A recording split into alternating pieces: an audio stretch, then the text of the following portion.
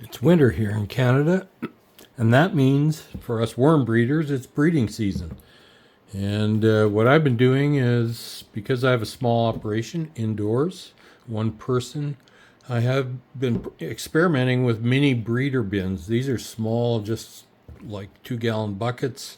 I've been putting a limited number of worms in, uh, giving them very moist bedding, and really leaving them in the bedding for about 2 weeks while they feed through it. Then today, it's been 2 weeks. There should be quite a few worm cocoons in there. At least I'm hoping so. And what you're going to see right now is I'm going to use the light method to separate the worms from the castings and cocoons. And after that, I'm going to use a screen to screen out the cocoons. I'll put the worms back in a different breeder bin. I'm moving to a little bigger, wider bins. I want to give them a little more breadth as opposed to depth of their bedding. And, well, we'll just let the process flow. First things first, let's put them in the bin.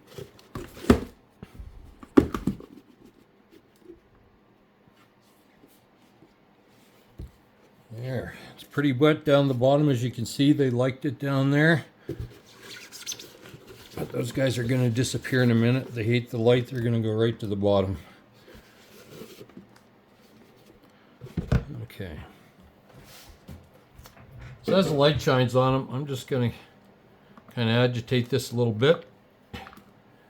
Let them drift their way down. Oh, I'm already seeing quite a few cocoons.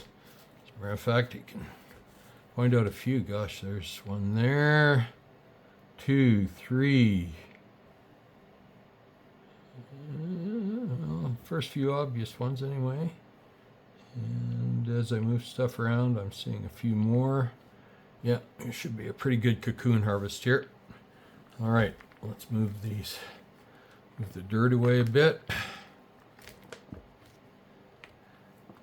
Man, these guys go through this stuff really well in 2 weeks. I'm always surprised. The bedding's a mixture of shredded cardboard that I add blended food scraps to, and I let it sit and kind of pre-compost it for a couple of weeks just to get rid of some of the heat in it.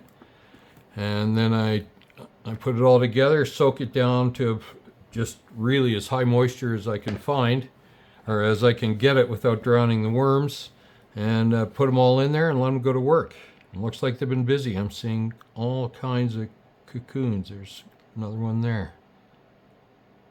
Oh yeah, you guys are doing great. Awesome worms. All right, let's start separating them. I'll just pile this up on top. I'll leave it for a few minutes. These guys are pretty healthy looking and pretty fat.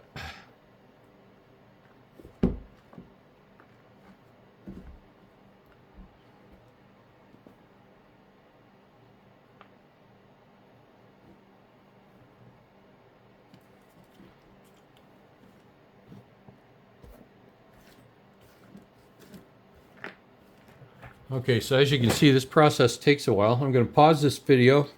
I'll leave them for about 10 minutes till everybody makes their way towards the bottom. And I'll take some more off the top and I'll keep cleaning it. And I'll restart the video just when we get close to the bottom. Still going. I know. We're still waiting for them to move. It's been 5 minutes for me, about 0 seconds for you guys. But I just thought I'd check in anyway, just to make sure my video has installed. I'm not very good at running the camera yet, so bear with me if I end up making a video that's 3 pieces instead of 1. At any rate, I'm going to pause it again, and hopefully next time you see it, we'll be down to just the worms. I just wanted to show you, these guys get busy. They love cardboard and moisture. There's a whole pile of cocoons right in through there. Who knows how long and how many worms have been working their way through that. But when there's a lot of moisture, some heat, and good food, and reduced numbers of worms, you want a little scarcity in there because they're used to maintaining their population size. They won't overpopulate, and they can tell when they need more worms, so they populate the bin. and keep working it up till they hit what they think is optimal population, and then they stop breeding. They're pretty incredible creatures. Anyway, back to work. Okay, so I finally cleared most of the dirt away. The wormies went to the bottom, and you can see here all that's left is just some worms, and that dark stuff is vermicast, which is the product, the worm poop that they make that we use to enhance our gardens. It is one of the best soil additives. Some people call it the best soil amendment in the world. I don't know if I go that far, but I'd say it's really darn nice stuff to plant your garden in, or use to enhance your garden with.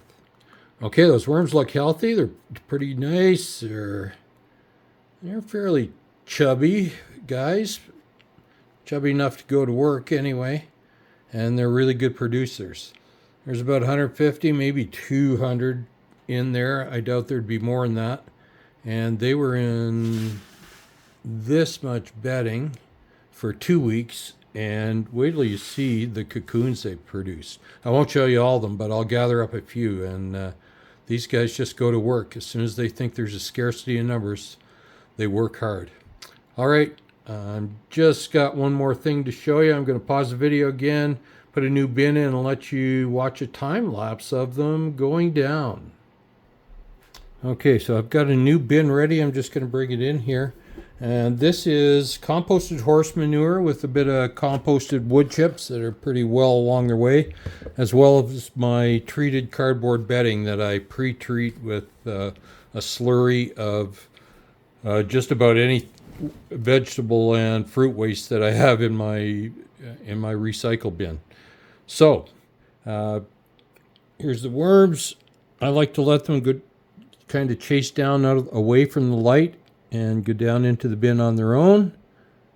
I'll just clean off some of their castings here.